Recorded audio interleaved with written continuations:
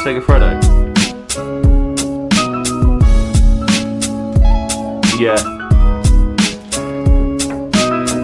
Yeah, you like Segafredo.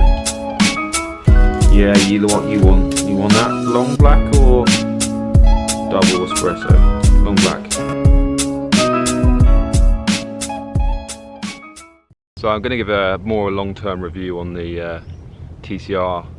I've got a initial review on the channel, but that was when the bike was only a couple of months old, maybe even a month old, and now it's coming up to April, and I bought the bike in end of August or September when the 2017 bikes just came into the UK. So the last review was a bit of an overview really. This is going to be a bit more of a experienced offering.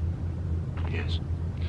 Let's start at the front end. The bars I haven't changed, they're the same bars. I complained in the last video about how they're a bit flexible because they flatten off on the top, so they lose a bit of stiffness, but you gain a bit in comfort.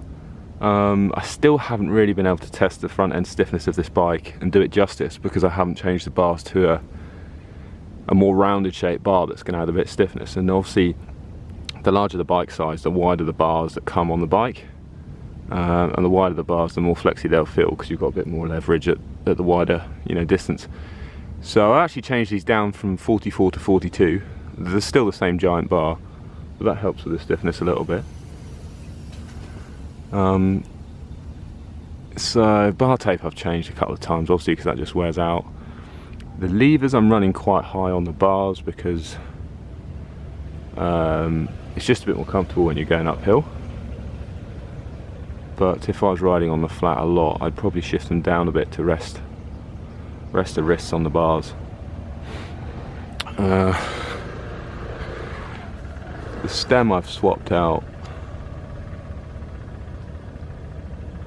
for the overdrive carbon sort of monocoque stem, just to try out really. I know it's not really going to make any difference to me, it's just nice, and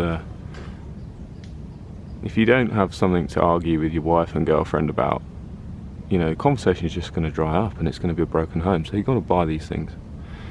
But yeah, that is stiff, but it's going to be better with a stiffer set of bars. Climbing a lot obviously, so I've left lots of spaces under the stem just because it's more comfortable going uphill.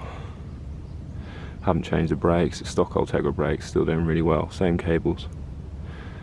Wheels, I've got the H+ Sun archetypes on there because the carbon wheels I'm not using here because I don't want to wreck them.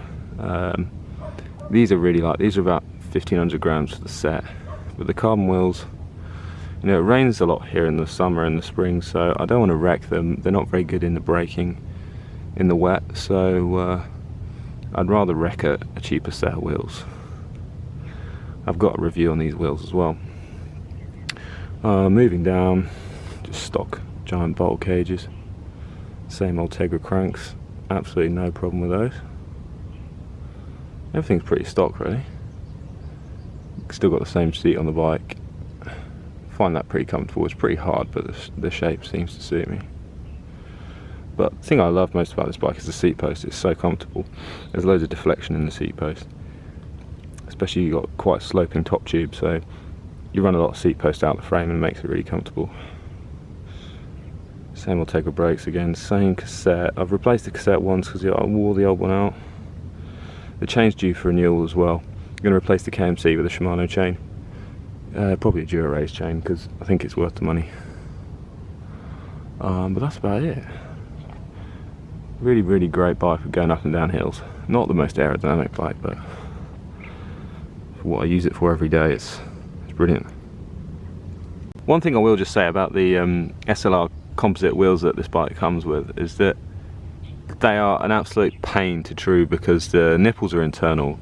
And I don't know if they're pre-stressed in the factory or not, but mine went out true quite quickly, and also they were set up tubeless, so you've got to set up the whole tubeless scenario again and faff around with the sealant just to true the wheels, and that's another reason why I'm not running them. These are easy to true. They've got external brass nipples, much easier. Another thing I like about this bike is the tyre clearance. There's loads of tyre clearance in the chainstays. This is a Conti 25, which measures up to a 27. I could easily get a Conti 28 in there, I reckon, without it rubbing the chainstays. Obviously, when you're checking clearance, it's okay statically to say yes, there's enough clearance, but you've got to check that when you're putting power through the bike, in the bottom bracket, there's flex in the chainstays and there's also flex in the wheel. So you need to keep an eye out for the old tyre rub, because you don't want your tyre eating into that part of the bike. It's quite a highly stressed part of the bike. Apart from that, it's a great bike. This is an extra large, by the way, which is still quite a small frame. It's like a 58 in a tarmac or something like that. It's quite a short head tube for an extra large. The Cervelo I've got, the S series Cervelo, it's got 225mm head tube or something. This is a good 30mm shorter, so the front ends up, you know, being lower. I've actually gone off the colour scheme. I really don't like the yellow anymore. I don't like black. I think they've had their day. They're a bit boring, the black kind of stealth looking bikes. So when I get back to the UK at some point, I'm going to get this custom painted. I'm thinking kind of a metallic-y like silver gunmetal titanium colour, or a metallic, you know, navy blue. I think would look really good with some silver accents. But if you've got any suggestions, let me know, because I am really bored of this colour scheme, and I just think it's a little bit cliche now, the matte black stealth thing. Especially also when you take photos of the bike, unless you've got proper lighting, you can't actually see any detail on it. It just looks boring. So yeah, next things I'm going to do, put a stiffer bar on it with a traditional round bend, and then I actually need to put a longer stem on it, because I bought the wrong size. This is 100mm, and I don't know if I've got more flexible or if I'm getting used to the bike more. I just feel like I could get a bit longer at the front. My back's sometimes a bit arched.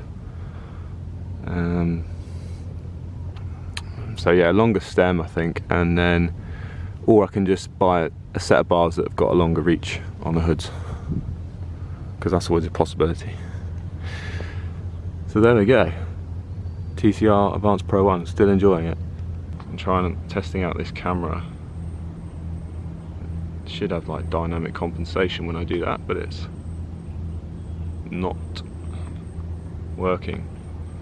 If anyone knows how to do that on the G7X Mark II, let me know. Or is it working? Let's have a look. Don't think so. Oh, something AFL just popped up. What does that mean? I can hear a drone. I can hear a drone. Can you see that?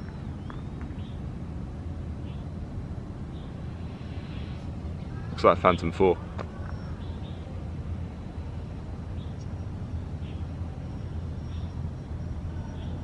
I don't know if the camera's picking that up, but it looks like a Phantom 4, but with a massive camera underneath. Sure, it can't be. Anyway, I got to head off. I got to go to the airport later, so I need to crack on. But when you dick around with the camera, it just wastes time. How hideous is this bar tape? What was I thinking? It's just you can't get anything to match with this shit bike. I mean, black's boring, but I don't know, this is hideous, isn't it? Dear. Not many cows in Hong Kong. Maybe I'm the only one.